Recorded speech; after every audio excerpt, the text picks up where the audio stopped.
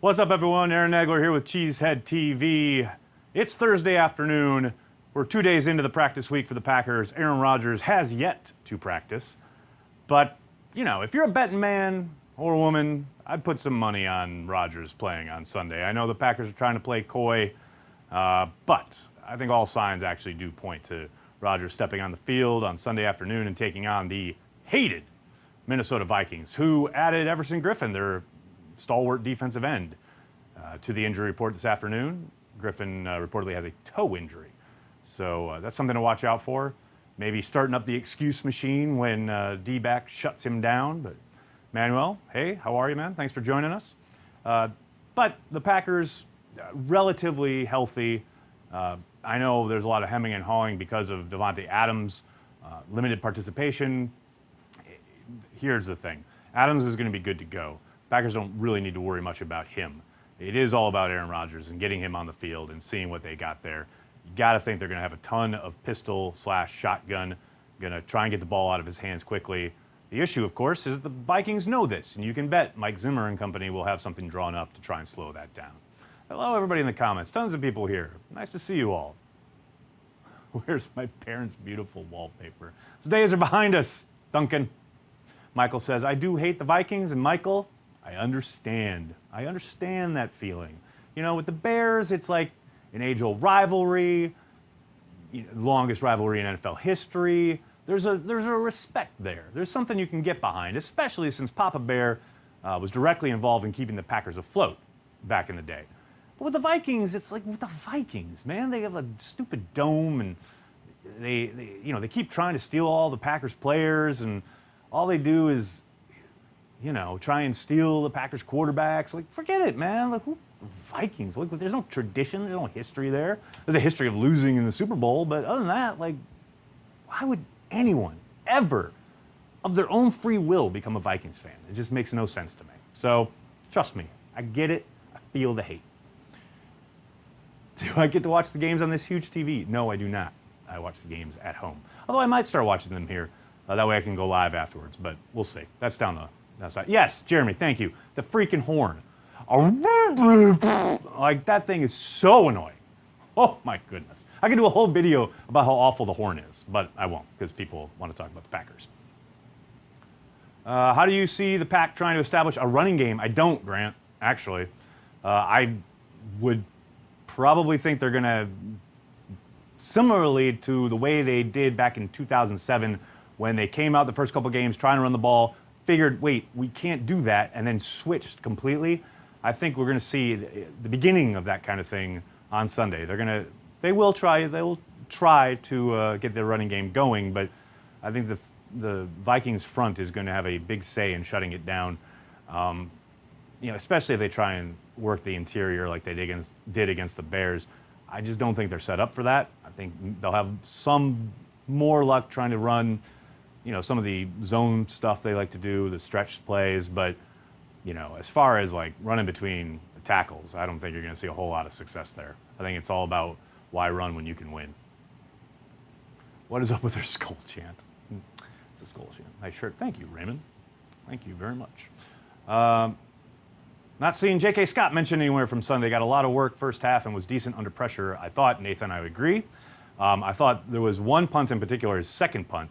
His first punt was okay. His second punt was great. It absolutely flipped the field. It's the kind of thing the Packers have desperately needed at that position, and you saw a great example of it there. What's stopping them from having a running game, blocking running backs? Mike, I just think, there's so much talent up front with these defenses that they're facing early on in the season. And it's not that they're better, but they're not designed to run a power scheme. And they kept running, at least against the Bears, these quick hitting. They're trying to get, trying to break something through the A-B gap, something along the interior, and they're much, much more suited for, the whole reason they've drafted the guys they have is their athleticism and their ability for movement and to get, flow going and then to hit the cutback. That is, the entire offense has been predicated upon that in Mike McCarthy's time. And Sunday night against the Bears, you saw a lot of, trying to hit quick up the middle, and that is not their strength. And if they try that again against the Vikings, It's going to be the same thing. Corey Linsley, Lane Taylor, these are talented guys, but they're not they're not maulers. They're not guys who are going to overwhelm you with power at the point of attack in any kind of power scheme. It's just not who they are. And that is not anything that doesn't take away from them at all. That is just not their identity. And I think if Mike plays a little bit more to their identity as athletes, maybe he'll find some more success. Thanks, Freddie. That's really nice of you to say. Has the number 3 receiver been identified as Geronimo, Trenton? I hope so. I mean, I don't know what more you need to see. I've been saying it all summer. There's no one else that Rodgers has the trust in out of that group more than Geronimo. I mean, you've got Devontae and Randall notwithstanding because they're obviously established veterans. But then after that, if you're needing to peg a number 3, obviously it's Geronimo. There's no way he's throwing up to Jamon Moore or Valdez Scantling or St. Brown the way he did with Geronimo on Sunday night. I mean, there's just zero way that happens. So unless it's out of desperation because everyone else is hurt. Like I said all summer, it's been pretty apparent. Geronimo has built 2.5 years worth of trust coming up as an undrafted guy that Rodgers never had a problem throwing to. I don't think it's any surprise that Geronimo is entrenched as the number 3. Jason, that's a really good question. Is Clay embarrassed enough to play a decent game? We'll find out on Sunday. Early returns were not good Sunday night, that's for darn sure. Only Clay can answer that question. We'll see Sunday afternoon. I think Rodgers could be more dangerous standing back in the pocket and dissecting the defenses. Michael, I really agree.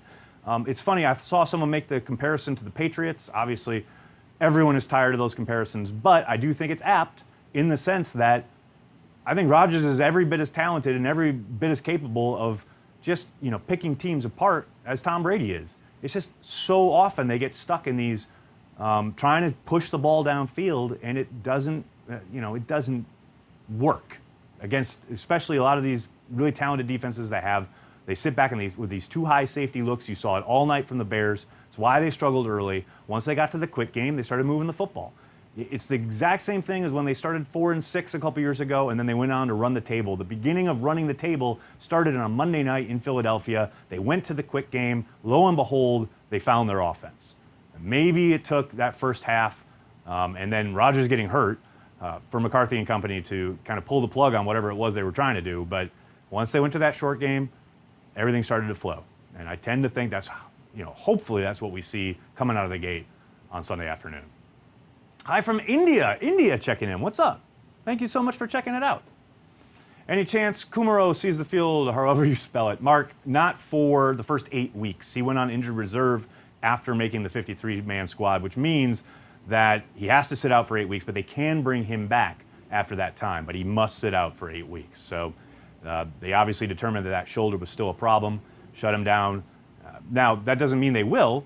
They have the ability to bring back 2 people off of injured reserve. Last year, as you'll recall, it was Jason Spriggs and Aaron Rodgers. This year, to be determined. Best adversity performance, Favre in Oakland after his father passed away, or Rodgers against the Bears after the knee injury? Oh, Kevin. I mean, what Rodgers did on Sunday night was amazing, and it was emotional. It was incredible theater, but nothing, as far as I'm concerned, will ever top Favre's performance the evening after his father passed away. I don't even think it's comparable. Obviously it was a big moment for Rodgers, for the Packers, starting out 1-0, etc. But that night in Oakland, I don't know how you could compare it. That was just incredible. What do you think they do with Josh Jones when he's healthy? Matt, that's a really good question. I thought they got a surprising contribution from Whitehead at safety / inside linebacker. They clearly went with that 6 and even 7 defensive back look on occasion throughout the game against the Bears. And Whitehead had to play a significant number of snaps, and I thought he held up pretty well. Now, does Josh Jones take that over automatically when he comes back? Probably, but I mean, if Pedden has talked extensively this offseason about accountability and things of that nature. Well, I don't know exactly what they've got from Josh Jones to make them think that he should just automatically slide into that position other than his draft status. So we'll see. Biggest challenge for the Packers when they face the Packers? Chaplin, I'm going to assume you mean face the Vikings. The biggest challenge is probably staying patient. And that's obviously on offense. I think on defense, it's all about keeping guys in front of you, keeping integrity of the whatever scheme you're running, whatever coverage it is. You've seen, Kirk Cousins is going to get his. They're going to be productive. Dalvin Cook is going to be a problem. But if they can just, the big thing of that opening drive against the Bears was, I don't want to say a lack of communication, but I think it was a lack of cohesiveness. Especially in the second half, they seem to be much more on the same page. We'll see. A lot of that is obviously down to Pettine and his game plan, but for me, more than anything, it's to stay patient and not to get too caught up in each moment, because I think the Vikings are clearly talented.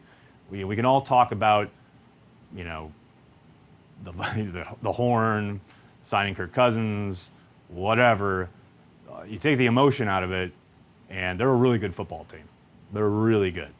And they're, preseason favorites and considered Super Bowl contenders for a reason. They're a very good squad. So there's going to be adversity. The Packers are going to come up against it at times on Sunday, and they've got to fight the urge to panic and just stay patient. Now, I think that's one thing that Mike McCarthy tends to do pretty well. But he didn't on Sunday night at the end of the half when he was trying to, get Kaiser going with that screen pass, and he admitted as much. But for the most part, I think McCarthy does do a good job of that, and he's going to need to do it Sunday against the Vikings. Do they risk playing Rodgers against this defense? Travis, yes. If he's good to go and medically cleared, 1,000,000,000% yes. No question. Montravius Adams, 6 wide receiver. I like it, Raymond. I like where your head's at. We can pair him with B.J. Raji when he comes back. Why do you think a wide receiver or tight end gets cut when Aaron Jones comes back? Isn't Darius Jackson the obvious cut? Yeah, he's probably obvious, but when have we ever known the Packers to do the obvious thing? Clearly they could take some guy at the bottom of the depth chart, so to speak, the bottom of the 53-man roster. That's just my hunch. I'm just, how long are they going to keep these guys on the roster? And you saw Jamal Moore didn't even suit up on Sunday night. How long are you going to keep those guys around? How long are you going to let them gather dust, so to speak, before you maybe bring in some help for your special teams or what have you? No one's going to pick them up. I mean, there's nobody on this.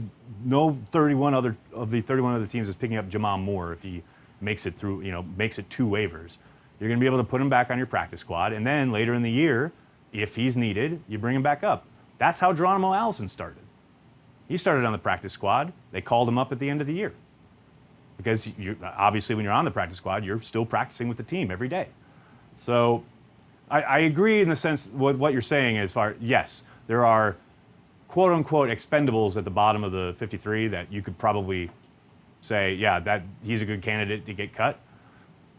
But I just wonder with the very heavy depth at wide receiver if one of those guys could be on the chopping block, so to speak.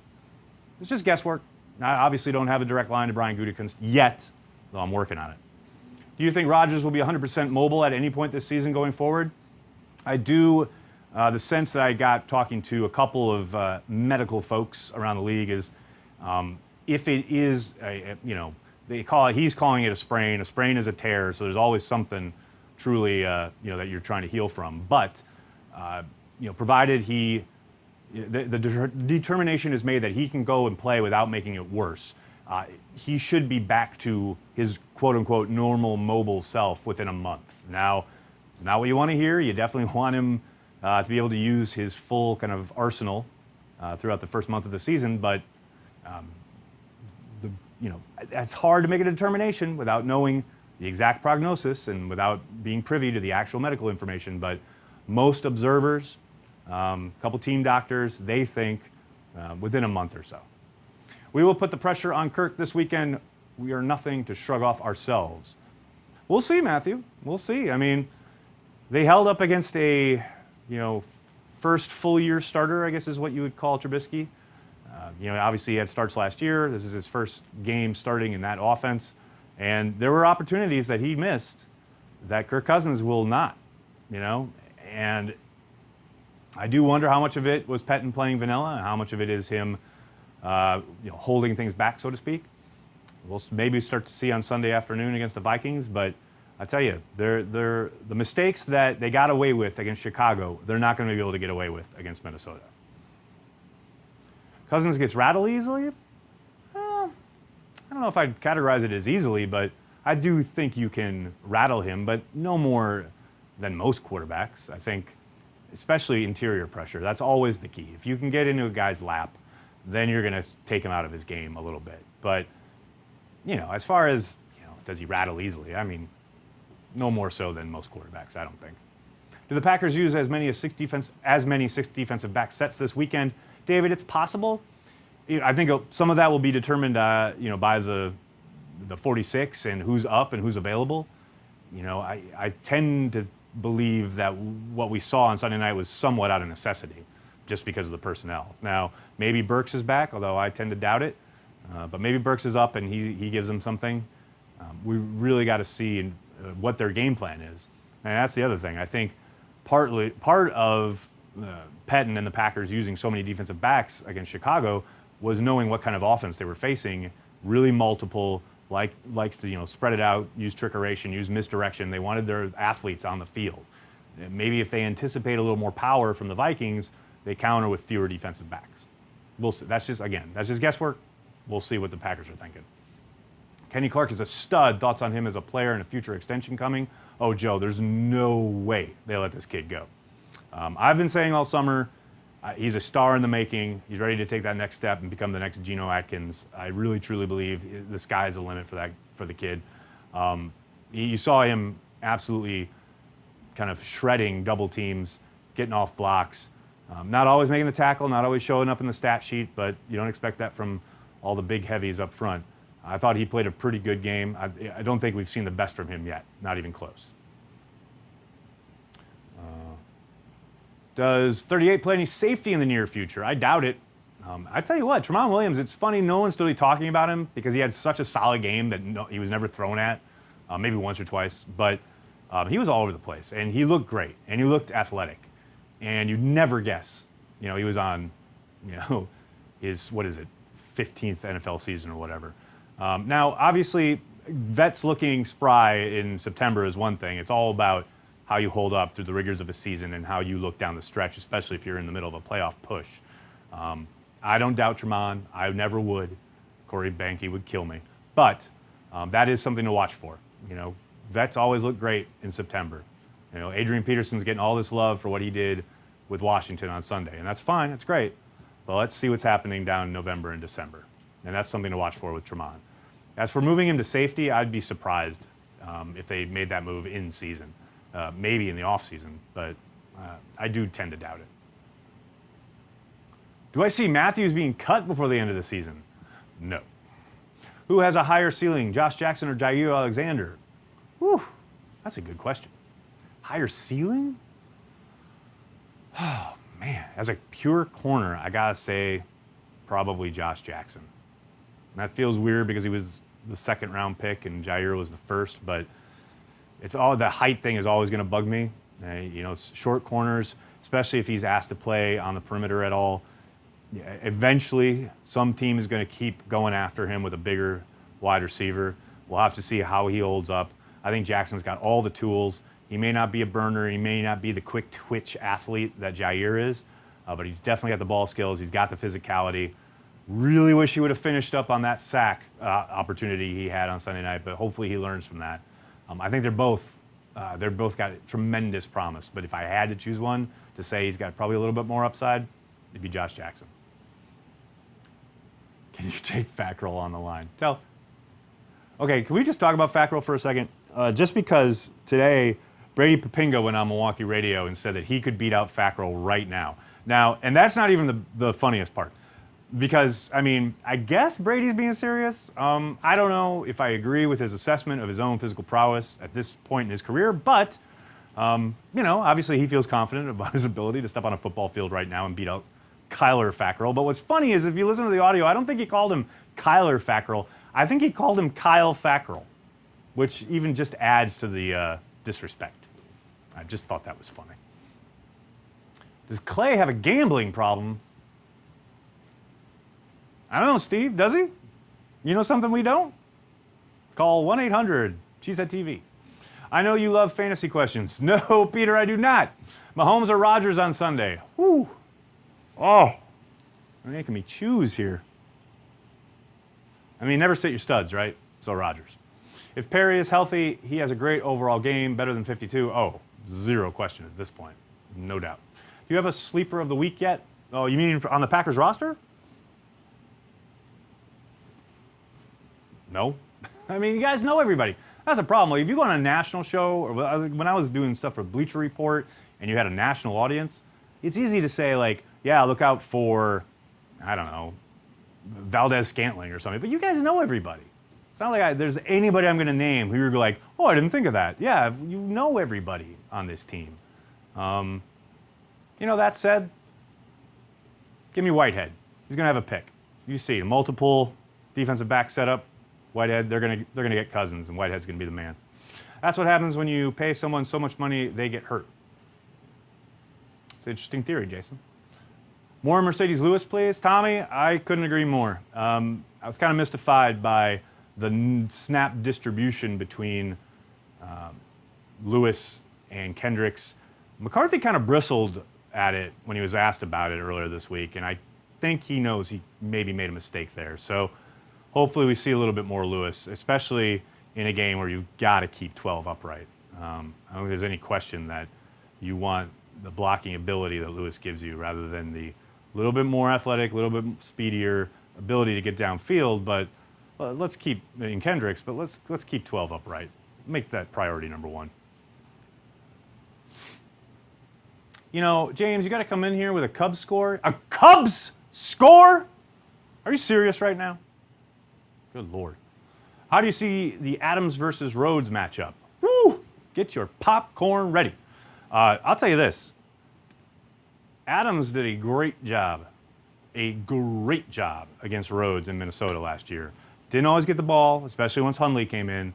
But boy, howdy, Rhodes can't take him off the line. Like, he can't. He'll match up and he'll win some battles, but Adams, he can't be checked at the line in press man. It just can't be done. So it's one of the battles of the day. There's no doubt about it. Dan, the Cubs fan. Dan's here. Dan Leisher and I met down in Carolina all those years ago, and Dan was there in '99. That awesome start to the season when Favre threw like last-second touchdowns against the Vikings and the Tampa Bay Bucks. That Buccaneers game, Dan, you remember that? I jumped into your arms, and we went outside, and it was awesome, and people were celebrating, and they had no idea even what we were celebrating. That was a good night. There may have been a few beverages involved. Thoughts on McCray? Raymond, I'll tell you what. I thought McCray clearly struggled a little bit early on. The penalties clearly put a spotlight on him. But here's the thing. He played really well in the second half. Like, I'm not talking he just held his own. He played well in the second half. So I think people need to slow their roll a little bit on McCray. Let's see how he does coming out of the gate on Sunday afternoon. Like I said, I clearly saw the struggles early on. The penalties, the two penalties were absolute killers. But, let's also highlight the fact that he was part of the group that kept Rodgers totally clean in the second half, and gave him plenty of time, especially on the play that won the game to Cobb. He was all over that. So, all right, everybody, I'm going to have to jump. Thank you so much for all the questions. I'm sorry if I couldn't get to yours. They do fly by, but make sure you're checking Cheesehead TV for all the latest. Tons of great stuff up. The Pack-A-Day podcast today is really interesting. They're looking at Kirk Cousins matching up with the Packers defense. Make sure you check that out. Check out all the stuff. Packer Transplants, the replay is up at Cheesehead TV and YouTube, Facebook, wherever you are. That's where we are. That's where we like to be. We like to be everywhere for you guys, Packers fans, because that's who we're devoted to. Green Bay Packers fans worldwide, including in India. Thanks a lot for joining us. I'll talk to you guys tomorrow.